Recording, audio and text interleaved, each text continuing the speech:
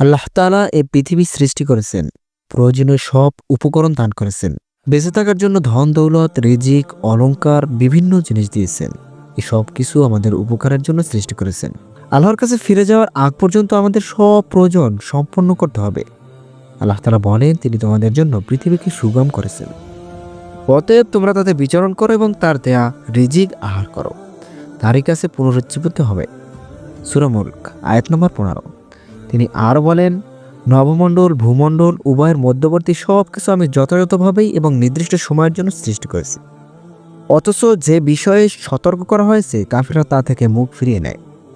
সূরা আহকাফ আয়াত নম্বর 3। পৃথিবী সৃষ্টির রহস্য। আল্লাহর হুকুম ছাড়া কেউ মরতে পারে না। সেজন্য একটু সময় নির্ধারিত রয়েছে। যে লোক দুনিয়ার বিনিময় কামনা করবে, আল্লাহ তাআলা তাকে তার দুনিয়াতেই দান করবে। আল্লাহ তাআলা পৃথিবী সৃষ্টি করেছেন সত্য প্রতিষ্ঠার জন্য, আর সেই সত্য হলো আল্লাহর একত্ববাদ, আল্লাহর প্রতি উপাসনা। আল্লাহ তাআলা বলেন, তোমরা তোমাদের পালনকর্তার ইবাদত করো, যিনি তোমাদের এবং তোমাদের পূর্ববর্তীদের সৃষ্টি করেছেন। হয়তো তোমরা পরহেজগারি অর্জন করতে পারবে। সূরা বাকারা আয়াত নম্বর 21-22। তিনি আর বলেন, আমার ইবাদত করার জন্য আমি মানব ও জিনজাতি সৃষ্টি করেছি। আমি তাদের কাছে জীবিকা চাই না এবং এটাও চাই না যে তারা আমাকে আহার্য যোগাবে। আল্লাহ তাআলাই তো জীবিকার দাতা, শক্তির আধার পরাক্রান্ত। সূরা জারিয়াত আয়াত নম্বর 56-58। রাসূলদের দায়িত্ব। আল্লাহ তাআলা পৃথিবীতে অনেক রাসূল পাঠিয়েছেন। তাদের সর্বশেষ হলেন প্রিয় নবী হযরত মুহাম্মদ সাল্লাল্লাহু আলাইহি সাল্লাম। আল্লাহ তাআলা মানুষকে পরিশুদ্ধ করার জন্য তাকে পাঠিয়েছেন, আল্লাহর অনুগত করার জন্য এবং সবাইকে শিরক থেকে মুক্ত করে আল্লাহর একত্ববাদের প্রতি আহ্বানে তিনি পৃথিবীতে এসেছেন। আল্লাহ তাআলা বলেন, আমি প্রত্যেক উম্মতের মাঝেই রাসূল প্রেরণ করেছি, এ মর্মে যে তোমরা আল্লাহর ইবাদত করো এবং তাগুত থেকে নিরাপদ থাকো। অতঃপর তাদের মধ্যে কিছু সংখ্যককে আল্লাহর হেদায়েত করেছেন, আর কিছু সংখ্যকের জন্য বিপদগামিতা অবধারিত হয়ে গেল। সুতরাং তোমরা পৃথিবীতে ভ্রমণ করো, দেখো মিথ্যারোপকারীদের কিরূপ পরিণত হয়েছে। সূরা নাহল আয়াত নম্বর 36। রাসূল সাল্লাল্লাহু আলাইহি সাল্লামের অনুসারীদের জন্য তার অনুগত করা আবশ্যক। আল্লাহ তাআলা বলেন, হে ঈমানদাররা, তোমরা পবিত্র বস্তু সামগ্রী আহার করো, যেগুলো আমি তোমাদের রুজি হিসেবে দান করেছি। আল্লাহর যদি বন্দেগী করো তাহলে সে কৃতজ্ঞতা প্রকাশ করো। সূরা বাকারা আয়াত নম্বর 172। রাসূল সাল্লাল্লাহু আলাইহি সাল্লাম এবং তার অনুসারী মুমিনদের কাছে এ পার্থিব জীবনে নিজেকে পরিশুদ্ধ করার ক্ষেত্র, তারা এখান থেকে চূড়ান্ত সফলতা জান্নাত লাভের আশায় কাজ করে। বান্দা তার সব ভালো কাজের উত্তম প্রতিদান অবশ্যই পাবে। কোনো আমলই ছোট নয়, কোনো আমলকে ছোট করে দেখা উচিত নয়, কেননা জানা নেই কোন আমল আমাদের জাহান্নাম থেকে মুক্ত করে জান্নাতের অধিবেশী করবে। রাসূল সাল্লাল্লাহু আলাইহি সাল্লাম বলেন, ভালো কোনো কিছু দান করাকে হীন মনে করো না, এমনকি হোক সেটা কোনো মুসলমান ভাইয়ের হাসি মুখে সাক্ষাৎ। মুসলিম। রাসূল সাল্লাল্লাহু আলাইহি সাল্লাম আরও বলেন, চলার পথে কাঁটাযুক্ত ডাল পেয়ে কেউ যদি তা সরিয়ে ফেলে, আল্লাহ তার এ কাজ সাদরে কবুল করেন, তার গুনাহ ক্ষমা করে দেন। বুখারী। আল্লাহ তাআলা আর বলেন, নিশ্চয়ই আল্লাহ কারো প্রাপ্য হক বিন্দু বিসর্গ রাখে না, আর যদি তা সৎকর্ম হয় তবে তাকে দ্বিগুণ করে দেন, নিজের পক্ষ থেকে বিপুল সওয়াব দান করেন। সূরা নিসা। পার্থিব জীবন কাটুক আল্লাহর অনুগত্যে। মুমিন পার্থিব জীবনকে আল্লাহর অনুগত্যে ব্যয় করে, ভালো আমলের মাধ্যমে চূড়ান্ত সফলতা জান্নাত লাভ করে। আর যারা অবিশ্বাসী, এ পৃথিবী তাদের জন্য ভোগবিলাসের জায়গা। তারা নিষিদ্ধ কাজগুলো নির্দ্বিধায় করে ফেলে।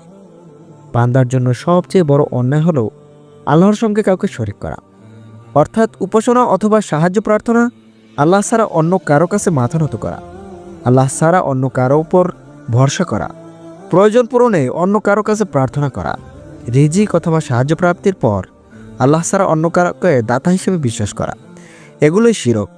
আল্লাহ কখনো এগুলো মাফ করবেন না। তবে তওবা করে শিরক বিশ্বাস থেকে ফিরে এলে আল্লাহ মাফ করতে পারেন। আল্লাহ তাআলা বলেন, নিশ্চয়ই আল্লাহ তাকে ক্ষমা করেন না যে তার সঙ্গে কাউকে শরিক করে। এছাড়া যাকে ইচ্ছা ক্ষমা করেন, যে আল্লাহর সঙ্গে শিরক করে সে সুদূর ভ্রান্তিতে পতিত হয়। সূরা নিসা আয়াত নম্বর 116। সুপ্রিয় বন্ধুরা, গুনাহ থেকে বিরত থাকুন। গুনাহ থেকে বাঁচতে হবে যদি তা আমাদের দৃষ্টিতে ছোট হয়। রাসূল সাল্লাল্লাহু আলাইহি সাল্লাম বলেন, এক নারী একটি বিড়ালের কারণে জাহান্নামে গিয়েছিল। সে তাকে বেঁধে রেখেছিল, সে তাকে খাবার দেয়নি, ছেড়েও দেয়নি, তাতে সে জমিনের পোকামাকড় খেতে পারত। তাই গুনাহ একেবারে ছোট হলেও তা থেকে বিরত থাকো, কেননা ছোট ছোট গুনাহ একসময় একত্রিত হয়ে মানুষকে ধ্বংস করে দেয়। বুখারী। আল্লাহ তাআলা বলেন, হে আমার বান্দারা, যারা নিজেদের উপর জুলুম করেছো, তোমরা আল্লাহর রহমত থেকে নিরাশ হয় না। নিশ্চয়ই আল্লাহ সব গুনাহ মাফ করে দেবেন, তিনি ক্ষমাশীল পরম দয়ালু। তোমরা তোমাদের পালনকর্তার অভিমুখী হও, তোমাদের কাছে শাস্তি আসার আগে তার অব্যাগ্য হও, নইলে এরূপ তোমরা সাহায্যপ্রাপ্ত হবে না। তোমাদের কাছে আতর্কিত ও অজ্ঞাতসারে শাস্তি আসার আগে তোমাদের প্রতি অবতীর্ণ উত্তম বিষয় অনুসরণ করো। সূরা জুমার আয়াত নম্বর 53 থেকে 55। হযরত আদম আলাইহিস সালামের পরিচয় ও বিশেষ ঘটনা। হযরত আদম আলাইহিস সালামের সৃষ্টি। বিশ্ব ইতিহাসে প্রথম মানুষ এবং প্রথম নবী হিসেবে মহান আল্লাহ পাক হযরত আদম আলাইহিস সালামকে নিজ দুহাত দ্বারা সরাসরি সৃষ্টি করেন। আল কোরআনে আল্লাহ তাআলা বলেন, হে ইবলিস, আমার দুহাতে আমি যাকে সৃষ্টি করেছি তার প্রতি সিজদার অবনত হতে কিসে তোমাকে বাধা দিল? তুমি কি অহংকার করলে, না তুমি অধিকতর উচ্চ মর্যাদা সম্পন্ন? সূরা সাদ আয়াত নম্বর 75। মাটির উপর সকল উপাদানের সার নির্যাস একত্রিত করে আঠালো ও পোড়ামাটির ন্যায় শুষ্ক মাটির তৈরি সুন্দরতম আবয়বে রূহ ফুঁকে দিয়ে আল্লাহ আদমকে সৃষ্টি করেছেন। হাওয়া আলাইহিস সালামকে সৃষ্টি। অতঃপর আদমের পাঁজর থেকে তার স্ত্রী হাওয়াকে সৃষ্টি করেন। আর এ কারণেই স্ত্রী জাতি স্বভাবগতভাবেই পুরুষ জাতির অনুগামী ও পরস্পরের প্রতি আকৃষ্ট। অতঃপর স্বামী স্ত্রীর মাধ্যমে যুগ যুগ ধরে একই নিয়মে মানব বংশবৃদ্ধির ধারা অব্যাহত রয়েছে। কুরআনের বর্ণনা অনুযায়ী প্রথম দিন থেকে মানুষ পূর্ণ চেতনা ও জ্ঞান সম্পন্ন সভ্য মানুষ হিসেবেই যাত্রা আরম্ভ করেছে। আজও সেভাবেই তা অব্যাহত রয়েছে। অতএব গুহামানব, বন্যমানব, আদিমানব ইত্যাদি বলে অসভ্য যুগ থেকে সভ্যযুগে মানুষের উত্তরণ ঘটেছে বলে কিছু কিছু ঐতিহাসিক যেসব কথা শুনিয়ে থাকেন, তা আলিক কল্পনা ব্যতীত কিছুই নয়। সূচনা থেকে এযাবৎকাল এই দীর্ঘ পরিক্রমায় মানুষ কখনোই মানুষ ব্যতীত অন্য কিছুই ছিল না। মানুষ বানর বা উল্লুকের ঊর্ধ্বতীত রূপ বলে ১৯বিংশ শতাব্দীতে এসে চার্লস ডারউইন ১৮০৯ থেকে ১৮৮২ যে বিবর্তনবাদ পেশ করেছেন তা বর্তমানে একটি মৃত মতবাদ মাত্র এবং তা প্রায় সকল বিজ্ঞানী কর্তৃক প্রত্যাখ্যান হয়েছে। সর্ববিষয়ে জ্ঞান ও যোগ্যতা দান। প্রথম মানুষ আদি পিতা হযরত আদম আলাইহিস সালামকে আল্লাহ সর্ববিষয়ে জ্ঞান ও যোগ্যতা দান করেন এবং বিশ্বে আল্লাহর খেলাফত পরিচালনার মর্যাদায় অভিষিক্ত করেন। আল কোরআনে আল্লাহ তাআলা বলেন, আর স্মরণ করো যখন তোমার রব ফেরেশতাদেরকে বললেন, নিশ্চয়ই আমি জমিনে একজন খলিফা সৃষ্টি করেছি। সূরা আল বাকারা আয়াত নম্বর ৩০।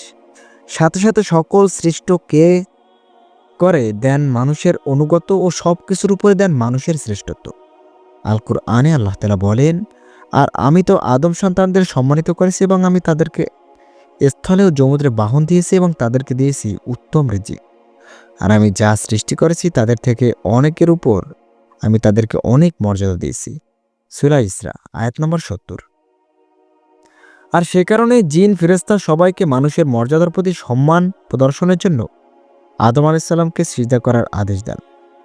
সবাই সে নির্দেশ মেনে নিয়েছিল, কিন্তু ইবলিস অহংকারবশে সে নির্দেশ অমান্য করায় চিরকালের মতো অভিশপ্ত হয়ে যায়। অথচ সে ছিল বড় আলেম ও ইবাদতগুজার। সে কারণে জিনজাতির হওয়া সত্ত্বেও সে ফেরেশতাদের সঙ্গে বসবাস করার অনুমতি পেয়েছিল এবং তাদের নেতা হয়েছিল। কিন্তু আদমের উচ্চ মর্যাদা দেখে সে ঈর্ষাকাতর হয়ে পড়ে। ফলে অহংকারবশে আদমকে সিজদা না করায় এবং আল্লাহ ভীতি না থাকায় সে আল্লাহর গজবে পতিত হয়। এজন্য জৈনক আরবি কবি বলেছেন, যদি তাকওয়াবিহীন ইলমের কোনো মর্যাদা থাকত তবে ইবলিস আল্লাহর সৃষ্টিকুলের সেরা বলে গণ্য হতো। হযরত আদম আলাইহিস সালাম জান্নাত থেকে পতিত হওয়ার পর হযরত আব্দুল্লাহ ইবনে আব্বাস রাদিয়াল্লাহু তাআলা আনহু থেকে বর্ণিত সহিহ হাদিসে ইসলাম আহমদ, নাসাই ও হাকিম বর্ণনা করেন যে, আমি কি তোমাদের প্রভু নই? বনু আদমের কাছ থেকে এই বহুল প্রসিদ্ধ আহদে আল্লাহত্ব বা প্রতিজ্ঞা প্রতিশ্রুতি তখনই নেওয়া হয় যখন আদম আলাইহিস সালামকে জান্নাত থেকে পৃথিবীতে নামিয়ে দেওয়া হয়। আর এই প্রতিশ্রুতি নেওয়া হয়েছিল নামান নামক উপত্যকায়, যা পরবর্তীকালে আরাফাত বা ময়দান নামে পরিচিত হয়েছিল। এর দ্বারা একটি বিষয় প্রমাণিত হয় যে জান্নাত ও জাহান্নামের অবস্থান পৃথিবীর বাইরে অন্যত্র এবং তা সৃষ্ট অবস্থায় তখনও ছিল, এখন আছে। আধুনিক বিজ্ঞান এই সৃষ্টি সৌরলোকের বাইরে বহু দূরে অগণিত সৌরলোকের সন্ধান দিয়ে কোরআন ও হাদিসের তথ্যকেই সত্য প্রমাণ করে দিচ্ছে। আদমের অবতরণ স্থল। আদম ও হাওয়াকে আসমানে অবস্থিত জান্নাত থেকে নামিয়ে দুনিয়ায় কোথায় রাখা হয়েছিল সে বিষয়ে মতভেদ রয়েছে। বলা হয়েছে আদমকে স্মরণদ্বীপে শৃঙ্খলা বা হাওয়াকে সেজদায় সৌদি আরব এবং ইবলিসকে বসরায় ইরাক ও ইবলিসের জান্নাতে ঢোকার কথিত বাহন সাপকে ইস্পাহানে নামিয়ে দেওয়া হয়েছিল। কেউ বলেছেন আদমকে মক্কায় সাফা পাহাড়ে এবং হাওয়াকে মারোয়া পাহাড়ে নামানো হয়েছিল। এছাড়া আরও বক্তব্য এসেছে, তবে যেহেতু কুরআন ও হাদিসের এ বিষয়ে কিছু স্পষ্ট বলা হয়নি, সে কারণে এ বিষয়ে আমাদের চুপ থাকাই শ্রেয়। হজরত আদম আলাইহিস সালামের মৃত্যু ও বয়স। রাসূল সাল্লাল্লাহু আলাইহি সাল্লাম বলেছেন, তোমাদের দিনগুলোর মধ্যে সর্বাপেক্ষা উত্তম দিন হলো জুমার দিন। এ দিনেই আদমকে সৃষ্টি করা হয়েছে, এ দিনেই তার মৃত্যু হয়েছে, এ দিনেই কিয়ামত সংঘটিত হবে। আদম আলাইহিস সালামকে 1000 বছর দেওয়া হয়েছিল। রুহের জগতে দাউদ আলাইহিস সালামের সৌন্দর্যে মুগ্ধ হয়ে তিনি নিজের বয়স থেকে 40 বছর তাকে দান করেন। ফলে অবশিষ্ট 960 বছর তিনি জীবিত ছিলেন। হজরত দাউদ আলাইহিস সালাম ছিলেন বনি ইসরায়েলের নবী। তাকে মহান আল্লাহ তাআলা আসমানি কিতাব জাবুর দিয়েছিলেন। তিনি বনি ইসরায়েলের যে সম্প্রদায়ের কাছে প্রেরিত হয়েছিলেন তারা সমুদ্র উপকূলের অধিবাসী ছিল। তাদের জীবিকা নির্বাহের মূল উৎস ছিল মাছ শিকার। তবে তাদের জন্য শনিবারে মাছ শিকার নিষিদ্ধ ছিল, কারণ দাউদ আলাইহিস সালামের কণ্ঠ সবাইকে মোহিত করত। শনিবারে তাদের জন্য ধর্মীয় বিধান পালন ইবাদতের দিন ছিল। দাউদ আলাইহিস সালাম এ দিনেই জাবুর কিতাব পাঠ করতেন। তার সুরেলা কণ্ঠে মোহিত হয়ে মানুষের পাশাপাশি অন্যান্য জীবজন্তু জাবুর কিতাব শুনতে ভিড় জমাত। নদী পুকুরের মাছও তীরে ভিড়ে জাবুর পাঠ শ্রবণ করত। এজন্য শনিবারে মাছ শিকার তাদের জন্য নিষিদ্ধ করা হয়েছিল।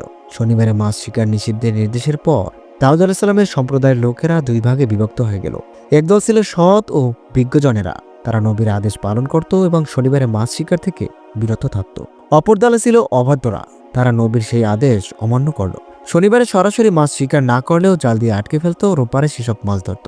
সৎ লোকেরা তাদের এই অপকর্মে বাধা দিলেন, কিন্তু তারা বিরত হল না। অবশেষে সৎ লোকেরা অবাধ্যদের সঙ্গে যাবতীয় সম্পর্ক ছিন্ন করে পৃথক হয়ে গেলেন, এমনকি বাসস্থান দুই ভাগে ভাগ করে দিলেন। এক ভাগে অবাধ্যরা বাস করত আর অপর ভাগে সৎ ও বিজ্ঞজনেরা বাস করত। আল্লাহ তাআলা অবাধ্যদের এই সীমা লঙ্ঘনের ক্রোধান্বিত হলেন, তাদের উপর অভিশাপ বর্ষণ করলেন। আল্লাহর ক্রোধে বানরে রূপান্তরিত হয়ে গেল। কাতাদা বলেন, তাদের যুবকরা বানরে এবং বৃদ্ধরা শূকরে পরিণত হয়ে গিয়েছিল। রূপান্তরিত বানররা নিজ নিজ আত্মীয় স্বজনকে চিনত এবং তাদের কাছে এসে অঝরে অশ্রু বিসর্জন করত।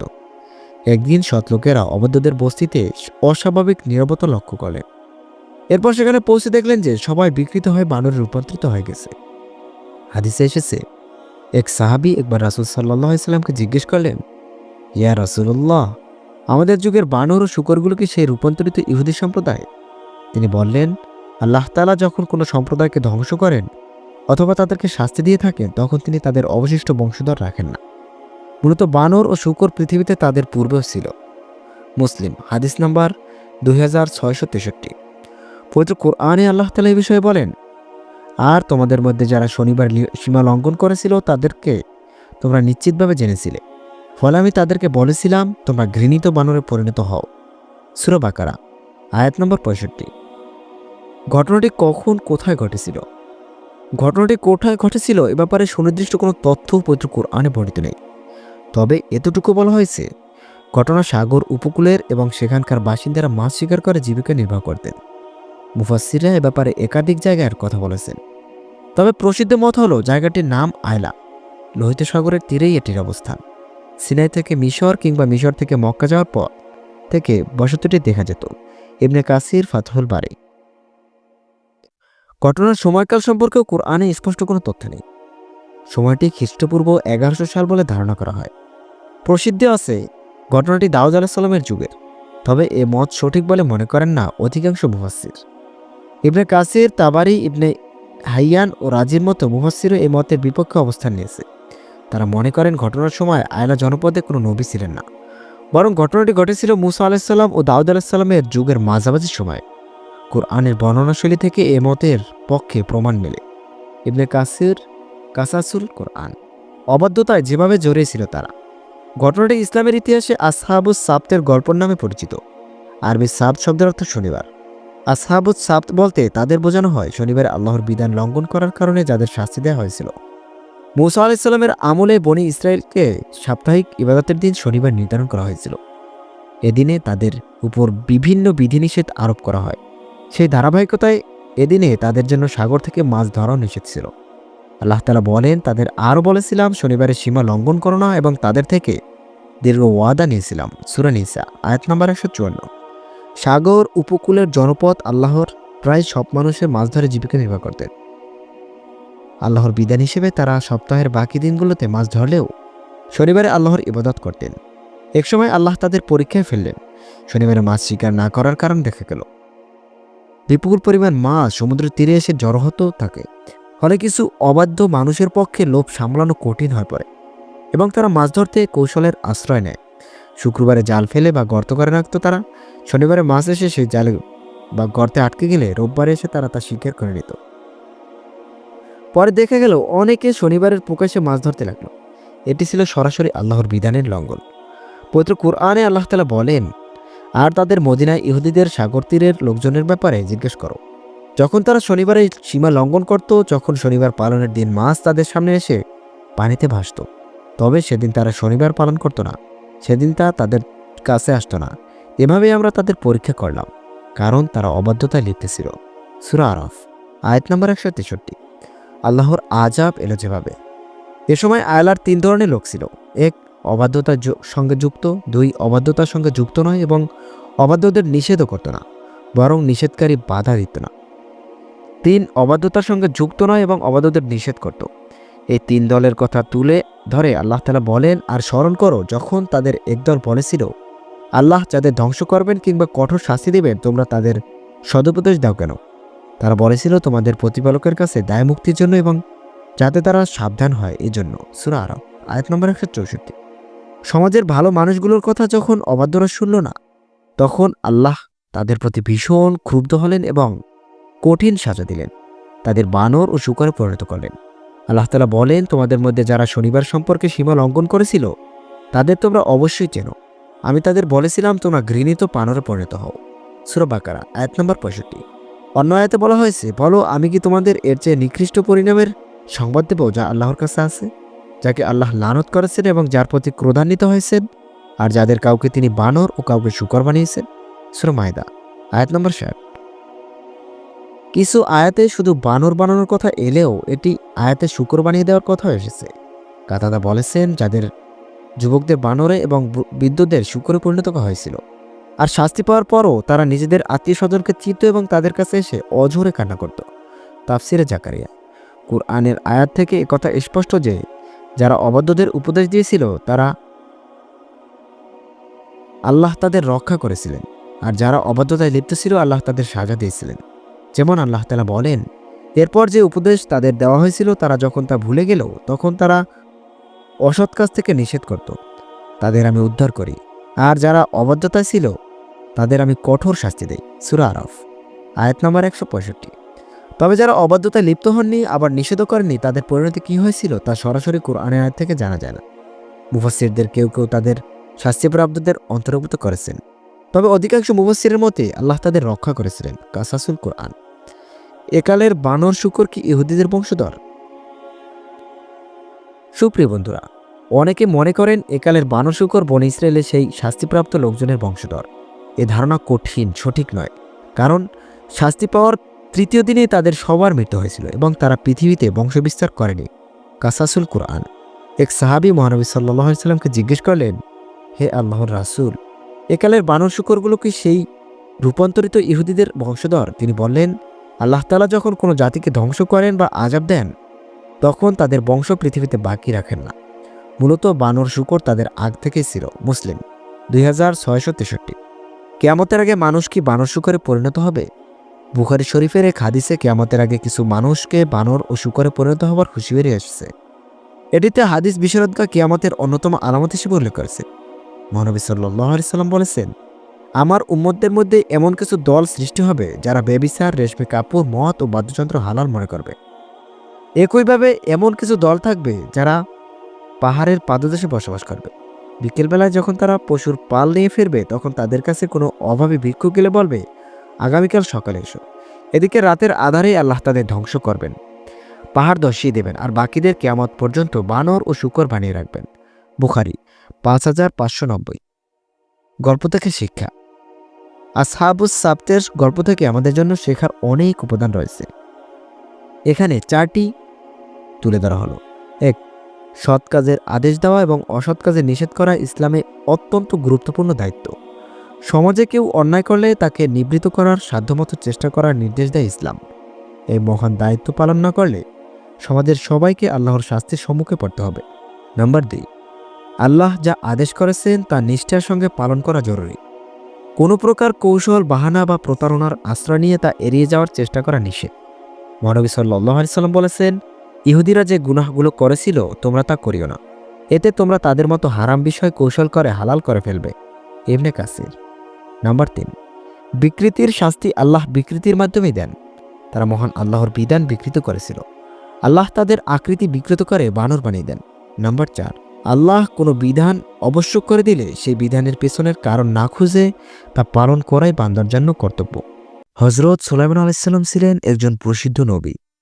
মহান আল্লাহ তাআলা তাকে নবুয়তের পাশাপাশি বিশাল রাজত্ব দান করেছিলেন। তিনি ছিলেন হযরত দাউদ আলাইহিস সালামের সন্তান। এই দুই নবী হযরত ইয়াকুব আলাইহিস সালামের বংশধর। হযরত দাউদ আলাইহিস সালামের 19 জন ছেলের মধ্যে অন্যতম ছিলেন হযরত সুলাইমান আলাইহিস সালাম। আল্লাহ মহান, আল্লাহ পাক তাকে জ্ঞান, প্রজ্ঞা ও নবুয়তের সম্পদে সমৃদ্ধ করেছিলেন। হযরত সুলাইমান আলাইহিস সালাম তার পিতা হযরত দাউদ আলাইহিস সালামের মৃত্যুর পর তার স্থলাভিষিক্ত হন। হযরত সুলাইমান আলাইহিস সালাম 13 বছর বয়সে সিংহাসনে আরোহণ করেন। মৃত্যুর সময় তার বয়স ছিল 53 বছর, অর্থাৎ তার রাজত্বকালের সময় ছিল দীর্ঘ 40 বছর। সুলাইমান আলাইহিস সালামের রাজত্ব সময়ে সিরিয়া ভূমিতে ছিল বলে মতামত দিয়েছেন মুসাফিররা। সুলাইমান আলাইহিস সালামকে আল্লাহ তাআলা বিশেষ কিছু বৈশিষ্ট্য দান করেছিলেন। মানব, দানব, জিন, পশু, পাখি সব কিছুর উপর তার অধিপত্য ছিল। সুলাইমান আলাইহিস সালামের প্রতি আল্লাহর বিশেষ নিয়ামত ও বৈশিষ্ট্যগুলো হলো বায়ু প্রবাহ অনুগত হওয়া। আল্লাহ তাআলা বলেন, আর আমি বায়ুকে সুলাইমানের অধীন করেছিলাম, যা সকালে এবং 1 মাসের পথ এবং বিকালে 1 মাসের পথ অতিক্রম করত। সূরা সাবা, আয়াত নম্বর 12। তামাকে তরল ধাতুতে পরিণত করে নহর প্রবাহিত করা। আল্লাহ তাআলা বলেন, আমি তার জন্য গলিত তামার এক ঝর্ণা প্রবাহিত করেছিলাম। সূরা সাবা, আয়াত নম্বর 12। জিন জাতি তার অধীনস্থ হওয়া। আল্লাহ পাক বলেন, কতক জিন তার সামনে কাজ করত তার পালনকর্তার আদেশে। তাদের যে কেউ আমার আদেশ অমান্য করবে, আমি জ্বলন্ত অগ্নির শাস্তি অসাধন করাবো। সূরা সাবা, আয়াত নম্বর 12। পক্ষীগুলোকে অনুগত করা। আল্লাহ তাআলা বলেন, সুলাইমান দাউদের উত্তরাধিকারী হয়েছিলেন, বলেছিলেন, হে লোক সকল, আমাকে উপরন্ত পক্ষীকুলের ভাষা শিক্ষা দেওয়া হয়েছে এবং আমাকে সব কিছু দেওয়া হয়েছে, নিশ্চয়ই এটা সুস্পষ্ট শ্রেষ্ঠত্ব। সূরা নামল, আয়াত নম্বর 16। পিপিলিকার ভাষা বোঝার ক্ষমতা। আল্লাহ তাআলা বলেন, যখন তারা পিপিলিকার অধ্যুষিত উপত্যকায় পৌঁছলো, তখন এক পিপিলিকা বলল, হে পিপিলিকার দল, তোমরা তোমাদের গৃহে প্রবেশ করো, অন্যথায় সুলাইমান ও তার বাহিনী অজ্ঞাতসারে তোমাদেরকে পিষ্ট করে ফেলবে। তার কথা শুনে সুলাইমান মুচকি হাসলেন এবং বললেন, হে আমার পালনকর্তা, তুমি আমাকে সামর্থ্য দাও যাতে আমি তোমার সেই নিয়ামতের কৃতজ্ঞতা প্রকাশ করতে পারি, যা তুমি আমাকে ও আমার পিতামাতাকে দান করেছো। সূরা নামল, আয়াত নম্বর 18-19। অতুলনীয় সাম্রাজ্য লাভ। আল্লাহ তাআলা বলেন, সুলাইমান বলল, হে আমার পালনকর্তা, আমাকে মাফ করুন এবং আমাকে এমন সাম্রাজ্য দান করুন যা আমার পরে আর কেউ পেতে পারবে না। নিশ্চয়ই আপনি মহান দাতা। সূরা সাদ, আয়াত নম্বর 35। প্রাপ্ত অনুগ্রহ রাজ্যের হিসাব না রাখার অনুমতি পাওয়া। আল্লাহ তাআলা বলেন, এবং অন্য আরও অনেককে অধীন করেছিলাম যারা আবদ্ধ থাকতো শৃঙ্খলে। এগুলো আমার অনুগ্রহ, অতএব এগুলো কাউকে দাও অথবা নিজে রেখে দাও, এর কোনো হিসেব দিতে হবে না। সূরা সাদ, আয়াত নম্বর 39-40। হযরত সুলাইমান আলাইহিস সালাম এর সিংহাসনের উপরে একটি নিষ্প্রাণ দেহর প্রাপ্তির ঘটনা। আল্লাহ তাআলা বলেন, আমরা সুলাইমানকে পরীক্ষা করলাম এবং রেখে দিলাম তার সিংহাসনের উপর একটি নিষ্প্রাণ দেহ। অতঃপর সে রজু হলো। সাদ। এ বিষয়ে কুরআনের বর্ণনা কেবল এতটুকুই। এক্ষণে সেই নিষ্প্রাণ দেহটি কিসের ছিল, একে সিংহাসনের উপর রাখা হেতু কি ছিল, এর মাধ্যমে কি ধরনের পরীক্ষা হলো, এসব বিবরণ কুরআন বা সহিহ হাদিসে কিছুই বর্ণিত হয়নি। অতএব এ বিষয়ে কেবল এতটুকু ঈমান রাখা কর্তব্য যে সুলাইমান আলাইহিস সালাম এভাবে পরীক্ষায় পতিত হয়েছিলেন, যার ফলে তিনি আল্লাহর প্রতি আরও বেশি রজু হন এবং ক্ষমা প্রার্থনা করেন, যা সর্বাবস্থায় আল্লাহর প্রতি তার আটুট আনুগত্যের পরিচয় বহন করে। উক্ত ঘটনাকে রং চড়িয়ে ইসরায়েলি রেওয়াজসমূহে বর্ণিত হয়েছে যে সুলাইমানের রাজত্বের গূঢ় রহস্য তার আংটির মধ্যে নিহিত ছিল। একদিন এক শয়তান তার আংটিটা হাতিয়ে নেয় এবং নিজেই সুলাইমান সেজে সিংহাসনে বসে। এদিকে আংটিহারা সুলাইমান আলাইহিস সালাম সিংহাসন হারিয়ে পথে পথে ঘুরতে থাকে। একদিন ঘটনাক্রমে একটি মাছের পেট থেকে সুলাইমানের উক্ত আংটি উদ্ধার করেন এবং 40 দিন পর পুনরায় সিংহাসন লাভ করেন। সিংহাসনে বসা ওই শয়তানের রাখা কোনো বস্তুকে এখানে আল্লাহ নিষ্প্রাণ দেহ বলেছেন। বস্তুত এসবই বানোয়াট কাহিনী। ইবনে কাসির রহমতুল্লাহ আলাইহি বলেন, আহলে কিতাবের একটি দল হযরত সাল্লাল্লাহু আলাইহি সাল্লামকে নবী বলেই স্বীকার করে না। হযরত হুদ আলাইহিস সালাম একজন নবী। তিনি দুর্ধর্ষ ও শক্তিশালী আদ জাতির প্রতি প্রেরিত হয়েছিলেন বিশ্ববাসীর জন্য শিক্ষার উপকরণ হিসেবে। মহান আল্লাহ তাআলা পৃথিবীতে অনেক জাতিকে সমূলে ধ্বংস করেছেন। আল্লাহর গজবে ধ্বংসপ্রাপ্ত বিশেষ প্রধান 6টি জাতির মধ্যে নূহ আলাইহিস সালামের সম্প্রদায়ের পর আদ সম্প্রদায় ছিল দ্বিতীয় জাতি। হুদ আলাইহিস সালাম ছিলেন আদ বংশেরই একজন। আদ ও সামুদ ছিল নূহ আলাইহিস সালামের পুত্র শামের বংশধর এবং নূহের 5ম অথবা 8ম অধস্তন পুরুষ। সুপ্রিয় বন্ধুরা, ভিডিওটি খুবই তথ্যবহুল এবং গুরুত্বপূর্ণ। ভিডিওটি না টেনে ভিডিওটিতে একটি লাইক দিয়ে সম্পূর্ণ ভিডিওটি দেখার অনুরোধ রইল। দেরি না করে মূল ভিডিওতে চলে যাই। আদ জাতির বসতি ও পরিণতি। আদ সম্প্রদায়ের 13টি গোত্র ছিল। আম্মান হতে হাদারমাউত বা ইয়েমেন পর্যন্ত বিস্তৃত ছিল তাদের বসতি। তাদের ক্ষেত খামারগুলো ছিল বেশ সজীব ও ফসলে পূর্ণ। তাদের ছিল সব ধরনের বাগবাগিচা। তারা ছিল সুঠাম ও দীর্ঘ দেহের অধিকারী। তৎকালীন আদ সম্প্রদায়ের শক্তি ও বাহাদুরির খুব নামদাম ছিল। নিজেদের অর্থ সম্পদ, ফল ফসল, প্রাচুর্যের আধিক্যে তারা ভুলে যায় নিজেদের রবকে, ভুলে যায় সঠিক পথে জীবনযাপন করার পথ ও পদ্ধতি। ধীরে ধীরে হয়ে ওঠে অহংকারী আর ডুবে যায় মূর্তি পূজার গভীরে। এরাই পৃথিবীতে দ্বিতীয়বার মূর্তি পূজা ও শিরকের প্রচলন করে। তাদের ঘটনাবহুল জীবনধারার সর্বকালের মানুষের জন্য শিক্ষা রয়েছে। তাদের অশুভ পরিণতিতে রয়েছে বোধসম্পন্ন মানুষের জন্য ভাবনার খোরাক, চলার পথে পথিক, রবের অনুগত বান্দা ও প্রকৃত মানুষ হওয়ার বিবিধ উপকরণ। আল্লাহর বান্দারা অতীত ও ইতিহাস থেকে শিক্ষা গ্রহণ করার জন্য আল্লাহ তাআলা পবিত্র কোরআনের 17টি সূরায় 73টি আয়াতে হুদ আলাইহিস সালাম ও আদ সম্প্রদায় সম্পর্কে আলোচনা করেছেন, যাতে শিরক অহংকারের পরিণতি কি হয় তা ভেবে যুগে যুগে বান্দারা সতর্ক হতে পারে। পবিত্র কোরআনে আল্লাহ তাআলা আদ সম্প্রদায়ের অহংকার ও পরিণতির কথা উল্লেখ করে বলেন, তাদের ঘটনা এই ঘটল যে তারা পৃথিবীতে অন্যায় দম্ভ প্রদর্শন করতে লাগলো এবং বলল, আমাদের চেয়ে অধিক শক্তিশালী কে আছে? তবে কি তারা অনুধাবন করল না যে আল্লাহ তাদের সৃষ্টি করেছেন তিনি তাদের চেয়ে অধিক শক্তিশালী? মূলত তারা আমার আয়াতগুলো অস্বীকার করল। সূরা ফুসসিলাত আয়াত নম্বর 15। ধ্বংসের কারণ। কোনো জাতির অন্যায় ও জুলুম যখন স্বাভাবিক আচরণে পতিত হয়, তখন আল্লাহর পক্ষ থেকে তাদের প্রতি আযাব ও গজব ধেয়ে আসে। অহংকারে মানুষ যখন নিজের অস্তিত্ব অবস্থানের কথা ভুলে যায়, তখনই আল্লাহ তাকে ধ্বংস করে দেয়।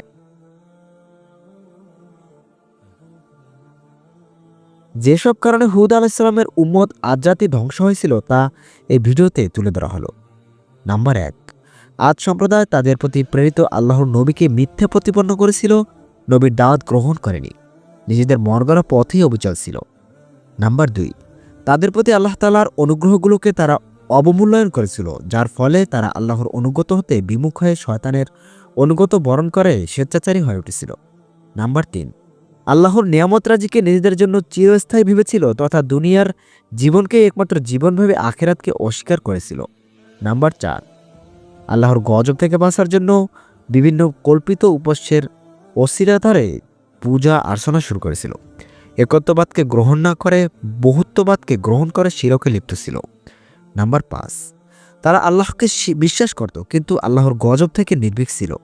নাম্বার 6, তারা অযথা উঁচু স্থানগুলোতে সুউচ্চ টাওয়ার ও স্মৃতিস্তম্ভ নির্মাণ করত, যা অপচয় ছাড়া কিছুই ছিল না। সূরা শুআরা।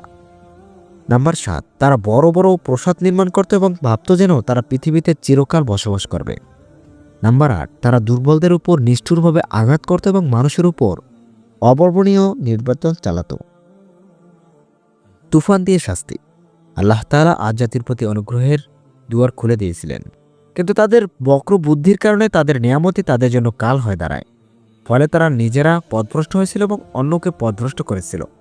এজন্য আল্লাহ তাআলা তাদের শাস্তির সম্মুখীন করলেন। আর পৃথিবীতে ঘোর অপরাধীদের শোচনীয় পরাজয় লাঞ্ছনার বিষয়টি শিক্ষণীয় হিসেবে পবিত্র কোরআনে স্থান দিলেন। মহান আল্লাহ তাদের প্রতি অসন্তুষ্ট হয়ে তাদের প্রতি শাস্তিস্বরূপ প্রচণ্ড ঝড়ো হাওয়া পাঠালেন। পবিত্র কোরআনের বর্ণনা এসেছে যেভাবে, আল্লাহ তাআলা বলেন, আমি অশুভ কিছু দিনে তাদের প্রতি পাঠালাম প্রচণ্ড ঝড়ো হাওয়া, তাদের দুনিয়ার জীবনে লাঞ্ছনাদায়ক শাস্তির স্বাদ গ্রহণ করার জন্য। আর আখিরাতের শাস্তি তো আরও বেশি লাঞ্ছনাকর এবং সেখানে তারা পাবে না কোনো সাহায্য। সূরা ফুসসিলাত। তাফসিরে মারিফুল কোরআনে তাফসিরে কুরতুবী ও মাযহারির উদ্ধৃতি দিয়ে লেখেন, যাই হোক, বলেন আল্লাহ তাআলা আদ সম্প্রদায়ের উপর ৩ বছর পর্যন্ত বৃষ্টিপাত সম্পূর্ণ বন্ধ রাখে।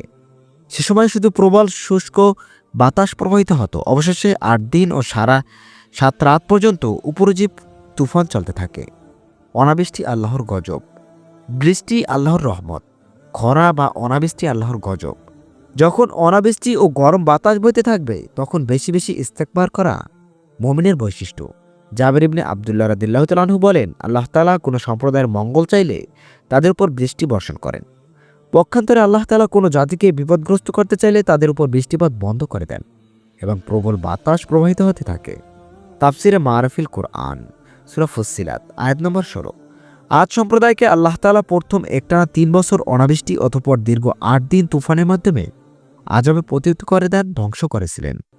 ব্যাহত এসব কাহিনী তাদেরই অপকীর্তি। বহু পুরনো দিনের কথা।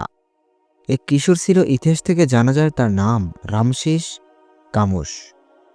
তার বিরুদ্ধে মানুষের প্রতিদিন একটা না একটা অভিযোগ তার বাড়িতে নিয়ে আসতই। তার এক বন্ধু ছিল, তার নাম ছিল হামান। সে ও তার বন্ধু মিলে মানুষের বাগানের ফলমূল চুরি করত, বিশেষ করে তরমুজ চুরি করত। তার নামে একদিন এমন একটা অভিযোগ তার বাড়িতে আসে, তার বাড়িতে যদি সে ফিরে যায় তাহলে তখন মার খাবেই। তখন সে মনে মনে বলল, আমি আর বাড়িতে যাব না, আমি দেশ থেকেই পালাবো। দেশ থেকে পালানোর সময় তার বন্ধু হামানের সাথে দেখা হয়। তার বন্ধুকে জিজ্ঞেস করলো কোথায় যাবে। তখন সে বলল, আমি দেশ থেকেই পালাবো, কারণ আমি আজকে বাড়িতে গেলেই মার খাবো, আমাকে বাড়িতে জায়গা দেবে না। তখন হামান বলল, আমারও একই অবস্থা, চলো আমরা মিশরে চলে যাই।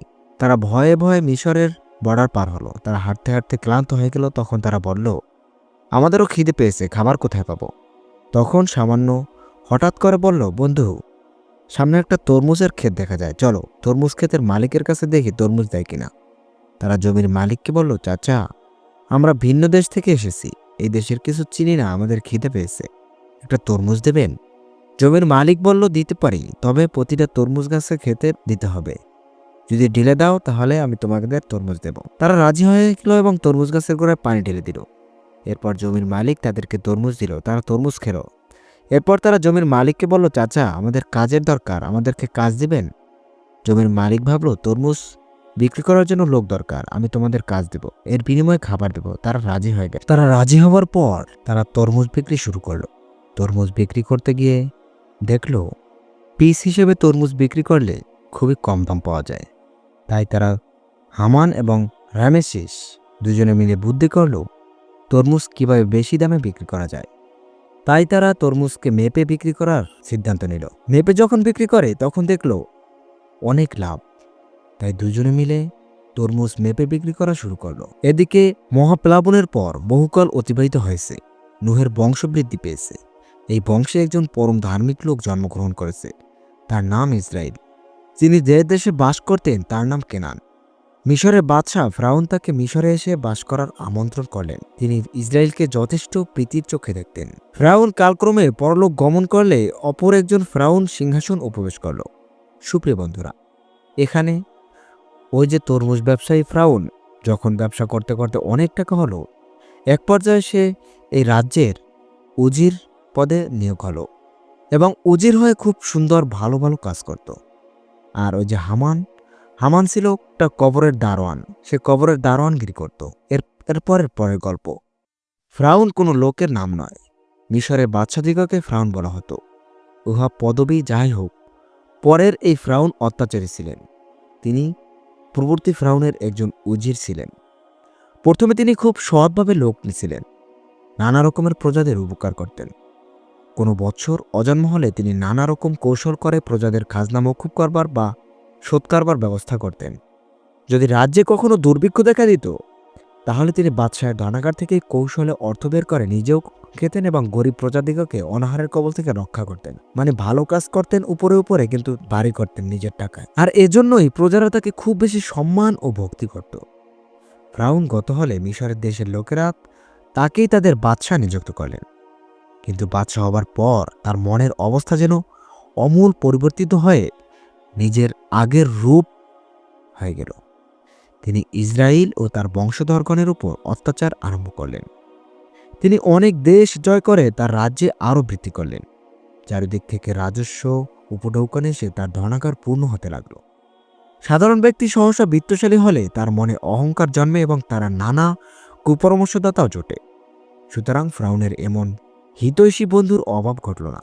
হামান নামক একজন কূটবুদ্ধি, যে কবরস্থানে দারোয়ান ছিল, তাকে এনে উজির বানিয়ে দুনিয়ার বাদশাহ হবার স্বপ্ন দেখাতে লাগলো। হামান ফ্রাউনকে দুনিয়ার বাদশাহ হতে স্বপ্ন দেখাতে লাগলো। প্রজারা যাতে নিরেট মূর্খ হয়ে যায় এবং তাকে খোদা বলে মান্য করে, তার জন্য নানা রকম যুক্তি পরামর্শ দিতে লাগলো। মন্ত্রী হামানের পরামর্শ মতো ফ্রাউন সমগ্র রাজ্যের মাতব্বর প্রজাদের ডেকে একটা বড় সভা করলেন। সেই সভাতে তিনি তাদের বুঝিয়ে দিলেন যে লেখাপড়া শিখে মিশামিশি সময় নষ্ট করবার আর প্রয়োজন নেই, কারণ লোকেরা পরমায়ু অতি অল্পকাল বাঁচে। এই সংকীর্ণ সময়ের মধ্যে জীবনের বেশিরভাগ যদি লেখাপড়া বা মক্তবে পাঠশালায় যেতে আসতেই পার করে দেয়, তাহলে আনন্দ আহ্লাদ ফুর্তি করবার সময় তো থাকবে না। সুতরাং সারা জীবন ভরে আমোদ করো, মজা করো, তাহলে মরবার সময় মনে বিন্দুমাত্র অনুতাপ আসবে না। প্রজারা ফ্রাউনের ও হামাসের এই উপদেশ সানন্দে গ্রহণ করল এবং বংশধরদের কাউকে আর বিদ্যালয়ে প্রেরণ করে না প্রতিশ্রুতি দিল। অতঃপর হামান পাঠশালা ও মক্তব রাজ্য থেকে উঠিয়ে ঢাকঢোল পিটিয়ে দেশময় প্রচার করে দিলেন, কেউ আর লেখাপড়া শিখতে পারবে না। রাজার আদেশ অমান্য করলে স্ববংশে তার গর্দান যাবে। প্রজারা ফ্রাউনের আদেশ মতো চলতে থাকল। ফ্রাউন আর কেউ শিখতে পারল না লেখাপড়া। সারা দেশে কিছুকালের মধ্যেই একেবারে গণ্ড মূর্খতে পূর্ণ হয়ে গেল। মূর্খের অশেষ দোষ, কোনো ধর্মাধর্ম হিতাহিত জ্ঞান তার থাকে না। তার হয় কর্ম কাণ্ড বিজুদ্ধ কুসংস্কারাচ্ছন্ন। দুনিয়ায় এমন কোনো অসৎ কাজ নেই যা মূর্খেরা না করতে পারে। যখন তার রাজ্যের প্রজাদের এই অবস্থা, ফ্রাউন মনে মনে হাসতে লাগলো। তার উদ্দেশ্য এতদিনে সিদ্ধ হয়েছে। তিনি প্রত্যেককে একটা করে নিজের প্রতিমূর্তি দিয়ে তাকে সৃষ্টিকর্তা এবং উপাস্য বলে পূজা করতে হুকুম দিলেন। নিজের ঘরে বসে যদি খোদার উপাসনা করা যায়, তবে কি কেউ মসজিদে দরদরি করে বেড়াতে চায়? ফ্রাউনের আদেশে সকলে সন্তুষ্ট হলো। এমন করে অনেক দিন কেটে যাওয়ার পর একদিন তিনি প্রজাদের ডেকে জিজ্ঞেস করলেন যে তারা কাকে খোদা বলে মানে। তারা বলল ফ্রাউনের প্রতিমূর্তিকেই খোদা বলে মান্য করে। এভাবে আবার কিছুদিন যায়। একবার অনাবৃষ্টির জন্য দেশে দারুণ খরা হয়েছিল, এমনকি নীলনদের পানি পর্যন্ত শুকিয়ে গিয়েছিল। প্রজারা সুযোগ মতো বাদশাহকে বলল, জাহাপনা, আপনি যদি খোদাই হন, তবে আপনি খোদার মতো ক্ষমতা আমাদের একবার দেখান। নাউজুবিল্লাহ।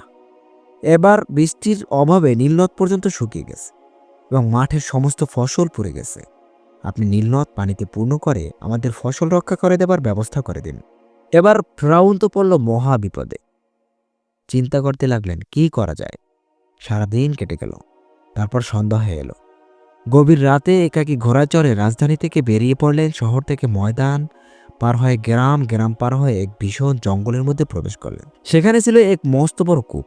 সে কূপের ধারে এসে ফ্রাউন ঘোড়া থেকে নামলেন। তারপর এক গাছে দড়ি নিজের পায়ে বাঁধলেন। সে দড়ি একটা গাছের গোড়ায় শক্ত করে বেঁধে সেই কূপের মধ্যে ঝাঁপ দিয়ে বললেন, কেঁদে কেঁদে মহান আল্লাহর কাছে প্রার্থনা করতে লাগলেন, হে দয়াময় প্রভু, তুমি অনেক পাপীর ইচ্ছে পূরণ করছো। এতক্ষণে আমি যে বিপদগ্রস্ত, আমাকে এই বিপদ থেকে রক্ষা করো মালিক।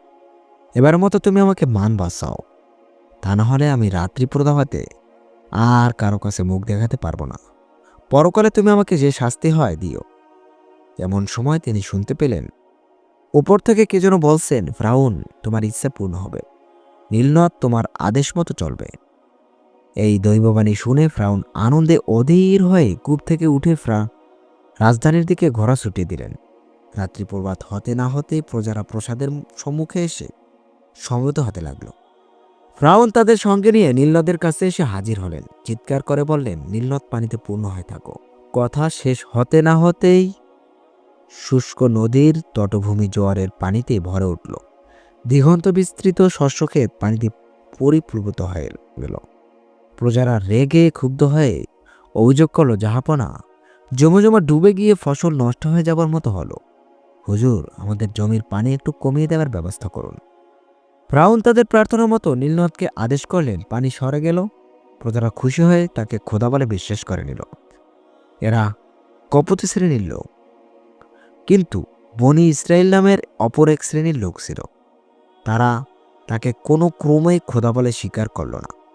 কিন্তু ফ্রাউন নানা অসম্ভব ও আশ্চর্য কাজ করে প্রজাদের মনে দিনে দিনে বিশ্বাস জন্মিয়ে দিতে লাগলেন যে তিনিই প্রকৃত খোদা। ফ্রাউনের এক পোষ্য পুত্র ছিলেন, নাম মূসা। তিনি কখনো তাকে খোদা বলে স্বীকার করতেন না। মূসা আলাইসাল্লামের জন্ম সম্বন্ধে একটা কাহিনী আছে। মিশরে ইসরায়েলের বংশ খুব বৃদ্ধিপ্রাপ্ত হয়েছিল। ইসরায়েলগণ ফ্রাউনকে অবিশ্বাস ও উপহাস করতে লাগলেন। এজন্য ফ্রাউন এদের মোটেই পছন্দ করতেন না। তিনি নিয়ম করলেন যে হামানের বুদ্ধিমতো ইসরায়েলের পুত্র সন্তান হলেই তাকে নীলনদের পানিতে ফেলে দিতে হবে। এমনিভাবে কত সন্তান যে বধ করা হবে তার সীমা সংখ্যা নেই।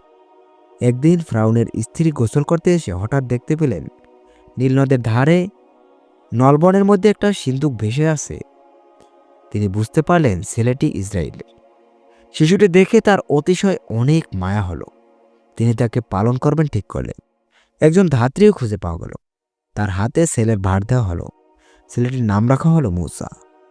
সুপ্রিয় বন্ধুরা, এখানে সংক্ষেপে মূসা আলাইসাল্লামের জীবনীটি বলা হলো। সেই ধাত্রী অপর কেউ নন, তিনি মূসার গর্ভধারিণী। কালক্রমে ছেলেটি বড় হয়ে উঠলেন। তাকে ফ্রাউনের স্ত্রীর নিকট ফিরিয়ে দেওয়া হলো। মূসা মিশরীয়দের সঙ্গে রইলেন, কিন্তু সব সময় তার মনে হতো তিনি যেন ইসরায়েলি। একদিন মূসা আলাইসাল্লাম দেখলেন একজন মিশরীয় একজন ইসরায়েলিকে বেদম প্রহার করছে। তিনি মিশরীয় লোকটিকে হত্যা করে বালিতে পুঁতে ফেললেন। ফ্রাউনের কাছে খবর গেল। তিনি মূসাকে হত্যা করার হুকুম দিলেন। মূসা আলাইসাল্লাম তখন পালিয়ে মাদায়ান দেশে চলে গেলেন। সেখানে গিয়ে এক কৃষকের কন্যাকে বিবাহ করলেন। তারপর মাঠে মেষ চড়িয়ে কাল কাটাতে লাগলেন। অনেক দিন চলে যাবার পর একদিন মূসা আলাইসাল্লাম ও তার জ্যেষ্ঠ ভ্রাতা হারুনকে সঙ্গে নিয়ে ফ্রাউনের দরবারে এসে হাজির হলেন। বললেন, আপনি যে নিজেকে খোদা বলে প্রচার করছেন, এ অত্যন্ত অন্যায়। সর্বশক্তিমান খোদা ছাড়া আর কেউ মানবের উপাস্য নেই। আমি খোদার প্রেরিত পয়গম্বর। ফ্রাউন তাকে তাচ্ছিল্য করে হেসে উড়িয়ে দিলেন। বললেন, কেমন করে বুঝবো যে খোদা তোমাকে পাঠিয়েছেন? তুমি তার কোনো প্রমাণ দিতে পারো? মূসা আলাইসাল্লামের হাতে লাঠি মাটিতে ফেলে দিলেন। সঙ্গে সঙ্গে সেই লাঠি ভয়ানক অজগর সাপে পরিণত হয়ে গেল। ফোঁস শব্দে সে যখন এগিয়ে যেতে লাগলো, তখন তার মুখ হতে আগুনের হুলকা বের হতে লাগলো। সেই আগুনে গাছপালা পশু পাখি পুড়ে ছাই হয়ে যেতে লাগলো। ফ্রাউন ছুটে গিয়ে মূসার হাত ধরে মিনতি করে বললেন, মূসা, খোদা নাকি তোমাকে লোকের মঙ্গল করবার জন্য পাঠিয়েছেন, আর তুমি ধ্বংস করবার চেষ্টা করছো। একে থামাও। মূসা আলাইসাল্লাম অজগরের গায়ে হাত দিতেই পুনরায় লাঠিতে পরিণত হল। তিনি তখন ফ্রাউনকে বললেন, আশা করি আপনি এখন অহংকার ত্যাগ করে ধর্মপথে আসবেন। ফ্রাউন বিবেচনা করবে বলে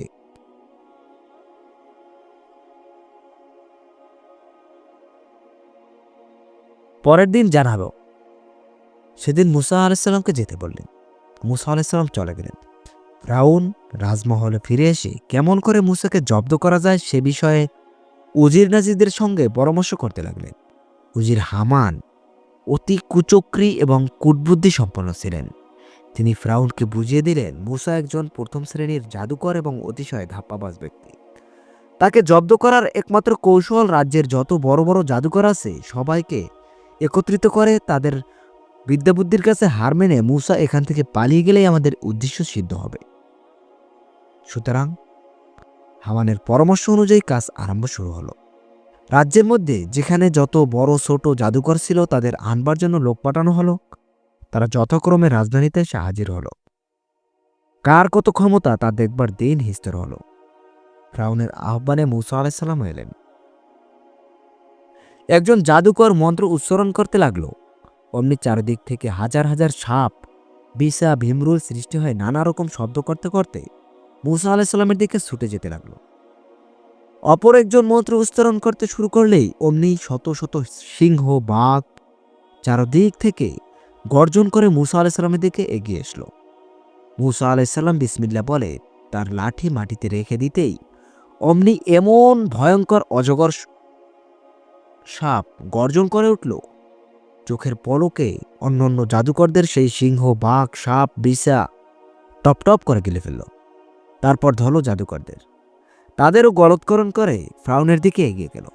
ফিরআউন সেখান থেকে ছুটে রাজমহলে পালিয়ে প্রাসাদের সদর দরজা বন্ধ করে দিলেন। এই ঘটনার পর কিছুদিন কেটে গেল। হঠাৎ একদিন মূসা ফিরআউনের দরবারে এসে পুনরায় তাকে ধর্মকথা শোনাতে লাগলেন এবং ধর্মপথে চলবার জন্য উপদেশ দিতে লাগলেন, কিন্তু চোরে না শুনে ধর্মের কাহিনী। আল্লাহ তাআলা একদা স্বপ্নে মূসা আলাইহিসসালামকে বনী ইসরায়েল দিগকে পাপের ভূমি অধম্যের রাজত্ব মিশর থেকে তাদের পিতৃভূমি কেনান দেশে ফিরে যাবার জন্য আদেশ দিলেন। সেই হুকুম অনুসারে মূসা আলাইহিসসালাম ফিরআউনের কাছে ইসরায়েলদের কেনান দেশে যাবার অনুমতি চাইলেন, কিন্তু ফিরআউন কিছুতেই এ প্রস্তাবে সম্মত হলেন না। তাদের মিশর ত্যাগ করতে দিলেন না, বরং তাদের প্রতি অত্যাচার করতে লাগলেন।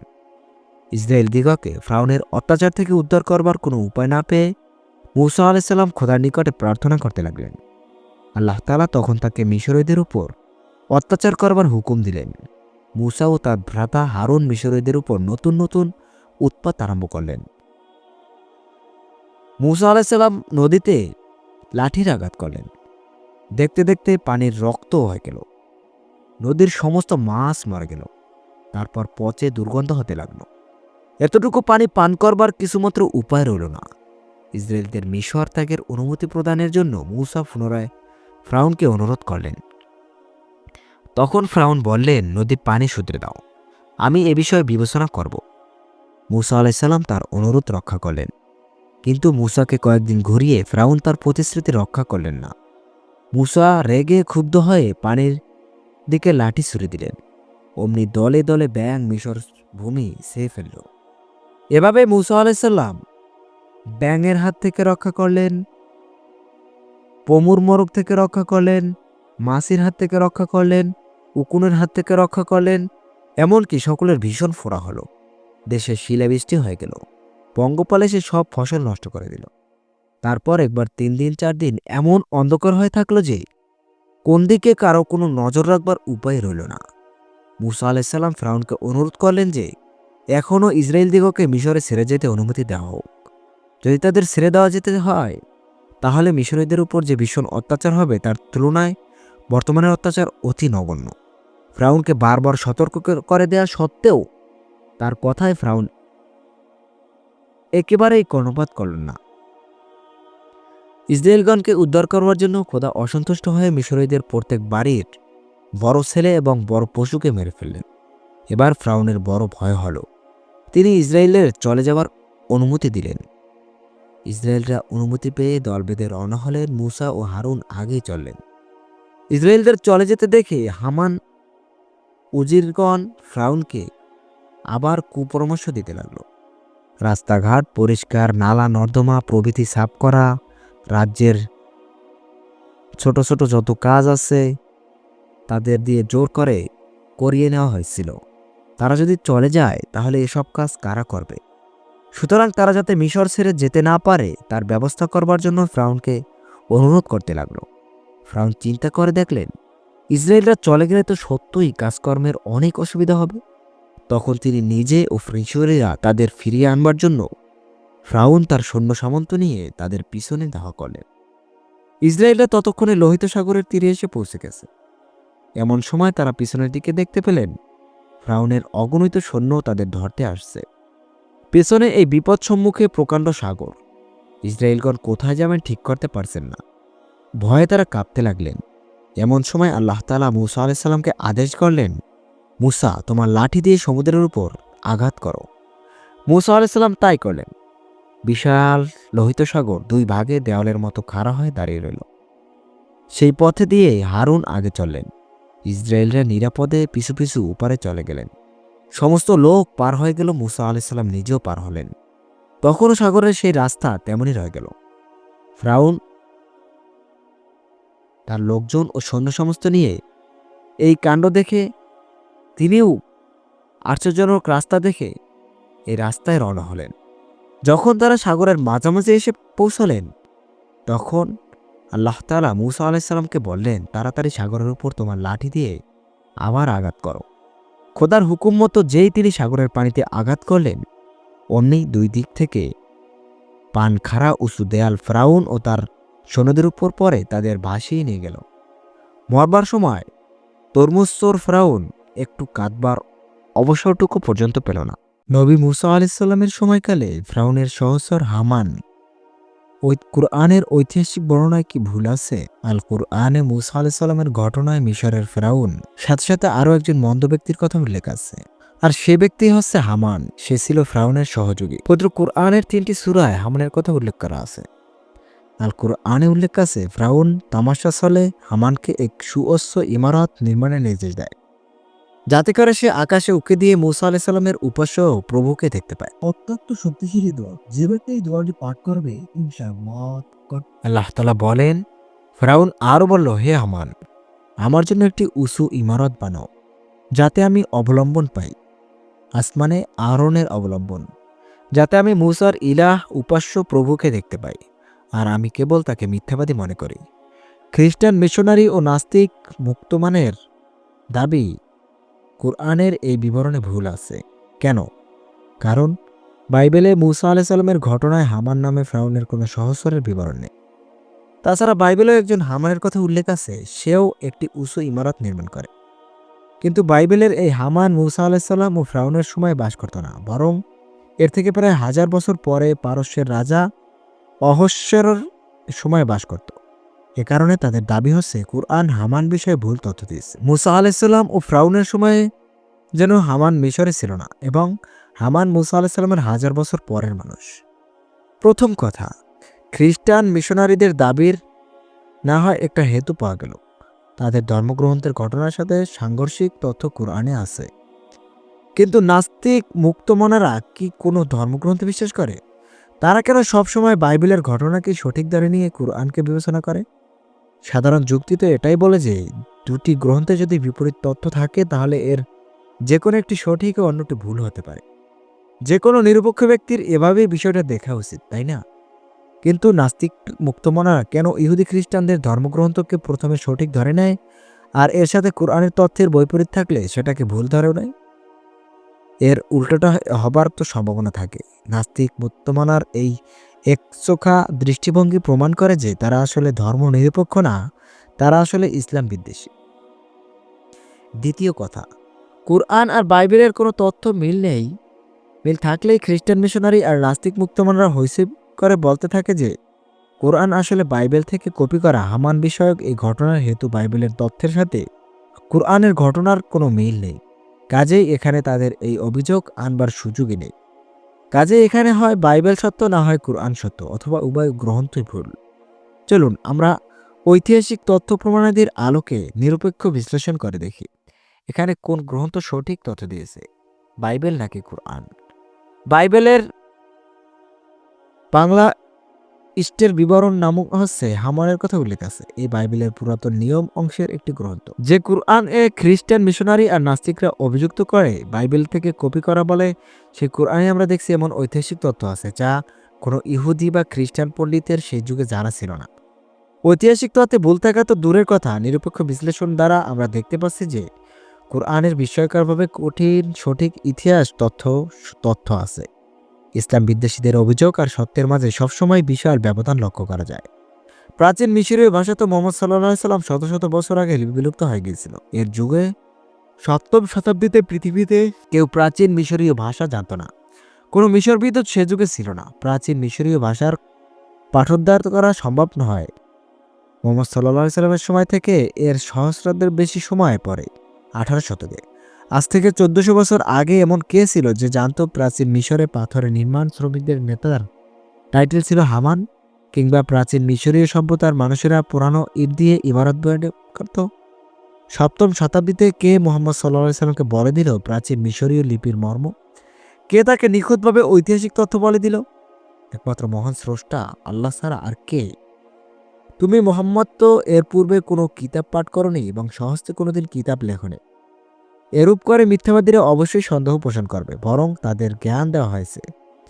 তাদের অন্তরে এটা কুরআন তো স্পষ্ট নিদর্শন। একমাত্র জালিম ছাড়া আমার নিদর্শন কেউ অস্বীকার করে না। তারা কেন কুরআন নিয়ে গবেষণা করে না? আর যদি ওটা আল্লাহ ব্যতীত অন্য কারো নিকট হতো তবে তা ওতে বহু গরমিল পেত। হযরত মুহাম্মদ সাল্লাল্লাহু আলাইহি সাল্লামের অলৌকিক ঘটনাসমূহ বলতে সেই সকল অতিপ্রাকৃত তথা কার্যকারণ সূত্রবিহীন ঘটনাগুলো বোঝানো হয়েছে, যেগুলো ইসলামের নবী মুহাম্মদ সাল্লাল্লাহু আলাইহি সাল্লাম দ্বারা তার জীবদ্দশায় সংঘটিত হয়েছে।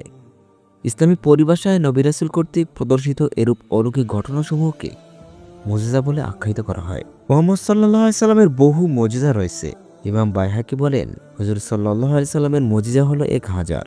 ইমাম নবী মুহাম্মদ বলেন, হুজুর সাল্লাল্লাহু আলাইহি সাল্লামের মুজিজা হলো 1200। আবার অনেক মনীষী বলেন, হুজুর সাল্লাল্লাহু আলাইহি সাল্লামের মুজিজা 3000। সূত্র ফাতহুল বারী। ইতিহাসবিদ ডেনিস গ্রিলের মতে কুরআন স্পষ্টতই মুহাম্মদ সাল্লাল্লাহু আলাইহি সাল্লামের অলৌকিকতাগুলো ঢালাওভাবে বর্ণনা করে না, বরং চূড়ান্তভাবে সেই কোরআনকেই মুহাম্মদ সাল্লাল্লাহু আলাইহি সাল্লামের প্রধান অলৌকিকতা হিসেবে চিহ্নিত করা হয়। খ্রিস্টানদের ভিতর প্রচলিত অভিযোগ আছে যে কোরআন নিজেই মুহাম্মদ সাল্লাল্লাহু আলাইহি সাল্লামের অলৌকিকতা অস্বীকার করে, যা খ্রিস্টান সম্প্রদায়ের মধ্যে একটি সাধারণ যুক্তি। খ্রিস্টানদের অভিযোগের প্রেক্ষিতে বলা যেতে পারে তারা নবী মুহাম্মদ সাল্লাল্লাহু আলাইহি সাল্লামের মুজিজাকে বাস্তবতার নিরিখে বুঝতে চেয়েছে, কিন্তু বিষয়টা বিশ্বাসের সাথে সম্পর্কিত। কুরআন ও প্রায় হাদিসের বিভিন্ন অলৌকিক ক্ষমতার কথা পেশ করা হয় এবং হাদিসে মুহাম্মদ সাল্লাল্লাহু আলাইহি সাল্লামের অলৌকিকতার বিবরণ জানার জন্য অপরিহার্য।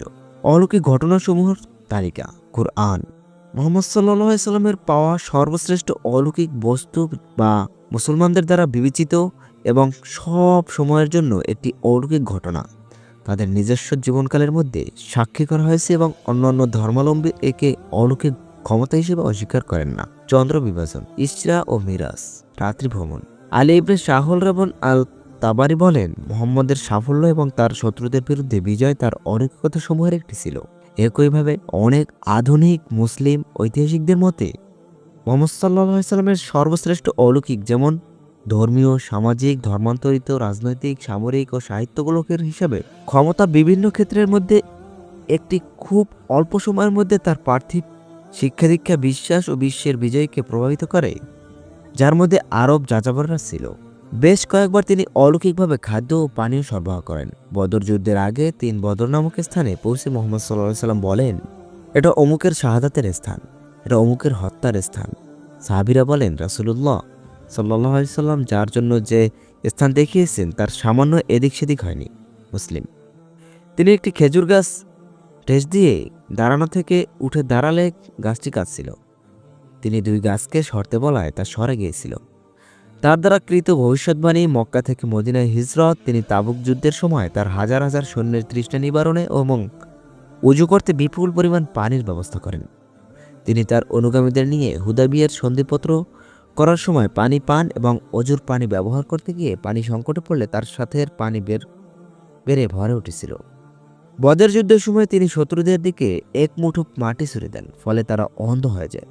এই অলৌকিক ঘটনা কুরআনে উল্লেখ করা হয়। সূরা আল আনফাল, আয়াত নম্বর 17। মুহাম্মদ সাল্লাল্লাহু আলাইহি সাল্লামের অন্যতম অলৌকিক ঘটনা রাত আল শামস হলো অস্তমিত সূর্যকে ফিরিয়ে আনয়ন করা। আসমা বিনতে ওয়ামাস থেকে বর্ণিত আছে, একদম মুহাম্মদ সাল্লাল্লাহু আলাইহি সাল্লাম খায়বারের কাছে সাহাবা নামক স্থান দেখিয়েছিলেন।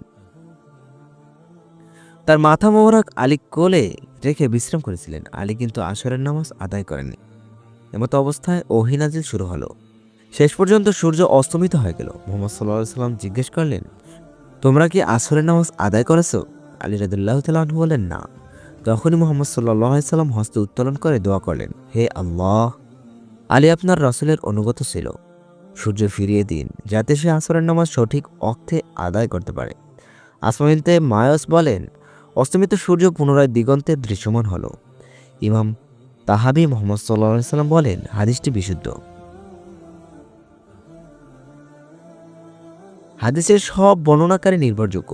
শায়খ জালালউদ্দিন সৈয়দি মোহাম্মদের উল্লেখিত হাদিসটি সম্পর্কে কাশফুল লাফস আল হাদিসে রদ্দে শামস নামে একটি ক্ষুদ্র পুস্তিকা রচনা করেছেন। এই পুস্তকে হাদিসের সনদ নিয়ে আলোচনা করে হাদিসের বিশুদ্ধতা প্রমাণ করেছেন। মহানবী সাল্লাল্লাহু আলাইহি সাল্লাম মিরাজ থেকে প্রত্যাবর্তন করে কুরাইশদের সম্মুখে আল্লাহর সান্নিধ্য লাভ এবং স্থায়ী ভ্রমণ কাহিনী এবং মিরাজের ঘটনা বর্ণনা করেছিলেন। কুরাইশরা ঘটনার সত্যতা যাচাই করার জন্য বাইতুল মোকাদ্দাসের বিভিন্ন নিদর্শন সম্পর্কে প্রশ্ন করেছিল এবং বাণিজ্য উপলক্ষে সিরিয়ার দিকে যে কাফেলা গমন করেছিল তারা কখন মক্কায় প্রত্যাবর্তন করবে তা জানতে চেয়েছিল। মহানবী সাল্লাল্লাহু আলাইহি সাল্লাম উত্তর দিয়েছিলেন, তারা বুধবার মক্কায় পৌঁছাবে। বুধবার আস্তে আস্তে অতিক্রান্ত হতে চলল। দিবসের পরন্ত বেলায় অতিক্রম হতে চলল, এমনকি সন্ধ্যা ঘনিয়ে আসার নিদর্শন পরিলক্ষিত হতে লাগলো, কিন্তু কাফেলা মক্কায় পৌঁছেনি। তাই মক্কার কাফের কুল তার নবুয়তের সত্যতা সম্পর্কে সমালোচনা করতে শুরু করে দিল। এমত অবস্থায় রাসূল সাল্লাল্লাহু আলাইহি সাল্লাম দোয়া করলেন, আল্লাহ পাক সূর্যের গতিরোধ করলেন। কাফেলা মক্কায় প্রবেশ করার পর সূর্য থেমে। আসসালামু আলাইকুম বন্ধুরা। ইসলামিক গল্পগুলো শুধু শোনা বা পড়ার জন্য নয়, বরং এগুলো আমাদের জীবনের বিভিন্ন দিককে আলোকিত করতে সাহায্য করে। এসব গল্পের মাধ্যমে আমরা আল্লাহর পথে ধৈর্য ধারণ করা, সহমর্মিতা প্রদর্শন এবং ভালো কাজ করার প্রেরণা পাই। বন্ধুরা, তাই এই ভিডিওটিতে গুরুত্বপূর্ণ ইসলামিক বাংলা স্টোরি তুলে ধরা হলো, যা থেকে আমরা জীবন সম্পর্কে মূল্যবান শিক্ষা পেতে পারি। ভিডিওটি না টেনে ভিডিওটিতে একটি লাইক দিয়ে সম্পূর্ণ ভিডিওটি দেখার অনুরোধ রইল। ইসলামিক গল্প, গুরুত্ব ও প্রভাব, নৈতিক শিক্ষার মাধ্যম। ইসলামিক বাংলা স্টোরিগুলো নৈতিক শিক্ষা প্রদানের অন্যতম প্রধান উপায়। নবী রাসূলদের জীবনের গুরুত্বপূর্ণ ঘটনার মাধ্যমে আমরা শিখি কিভাবে একজন আদর্শ মানুষ হওয়া যায়। উদাহরণস্বরূপ হযরত মুহাম্মদ সাল্লাল্লাহু আলাইহি সাল্লামের জীবনের বিভিন্ন ঘটনা আমাদের দেখায় কিভাবে সততা ও ধৈর্য মানুষের প্রতি দয়া প্রদর্শন করা উচিত। এগুলো শিশুদের কাছে জনপ্রিয় কারণ এগুলো সহজ ভাষায় শিক্ষণীয় উপাদান সরবরাহ করে। আল্লাহর প্রতি ঈমান। ইসলামিক গল্পগুলো অন্যতম প্রধান শিক্ষা হলো আল্লাহর প্রতি পরিপূর্ণ ঈমান বা বিশ্বাস স্থাপন করা। উদাহরণস্বরূপ হযরত ইব্রাহিম আলাইহিস সালামের কোরবানির কাহিনী আমাদের শেখায় কিভাবে আল্লাহর প্রতি বিশ্বাস ও আনুগত্য প্রদর্শন করতে হয়। এই ধরনের গল্প আমাদের ঈমানকে শক্তিশালী করে এবং আল্লাহর প্রতি ভালোবাসা বাড়ায়। ধৈর্য ও সহিষ্ণুতা।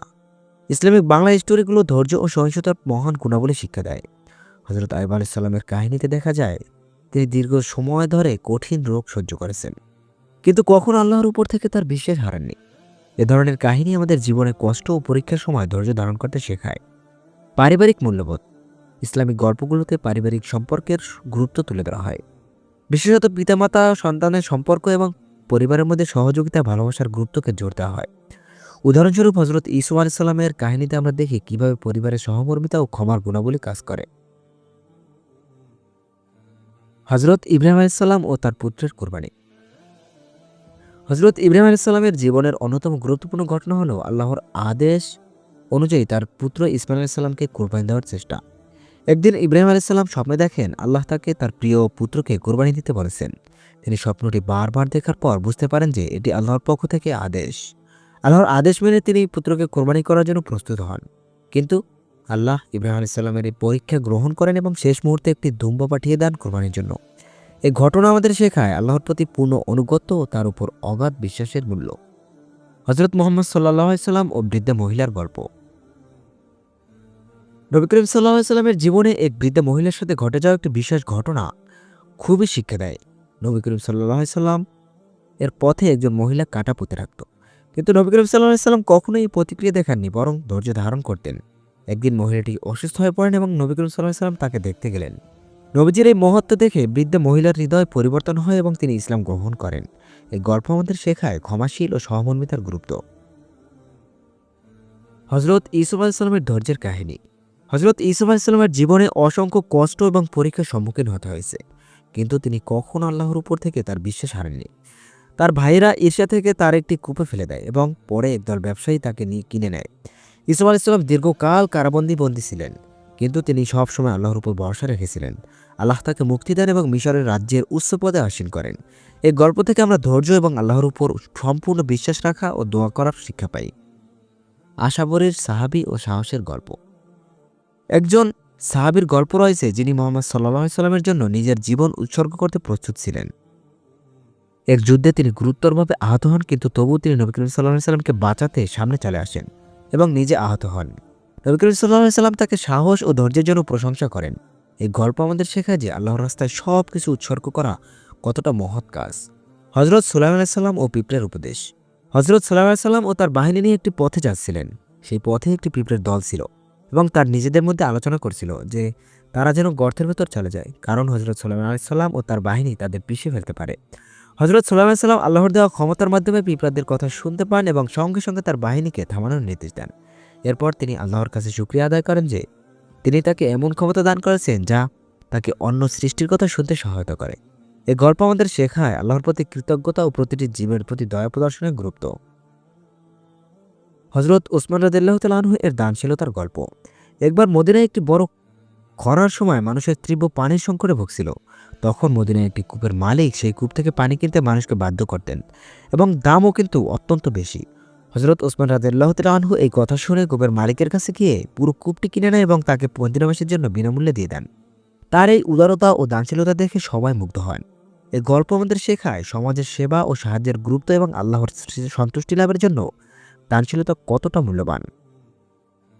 সুপ্রিয় বন্ধুরা, হাদিসের মধ্যে গল্প পড়ার মাধ্যমে শিক্ষার গুরুত্ব সম্পর্কে অনেক আলোচনা পাওয়া যায়। নবী করিম সাল্লাল্লাহু আলাইহি সাল্লাম তার সাহাবাদের বিভিন্ন গল্প শোনাতেন যা থেকে আমরা নৈতিক শিক্ষা গ্রহণ করতেন।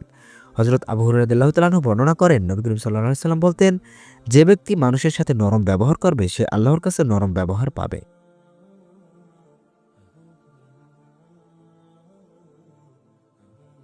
তাই বন্ধুরা, এই ইসলামিক গল্পগুলো আমাদের জীবনের বিভিন্ন সমস্যার সমাধান এবং আল্লাহর পথে সঠিকভাবে চলার দিক নির্দেশনা দেয়।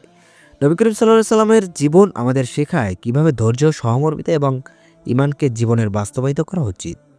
মহান আল্লাহ রাব্বুল আলামিন এই গল্প থেকে শিক্ষা নিয়ে আমাদের জীবন পরিচালনা করার তৌফিক দান করুন। আমিন।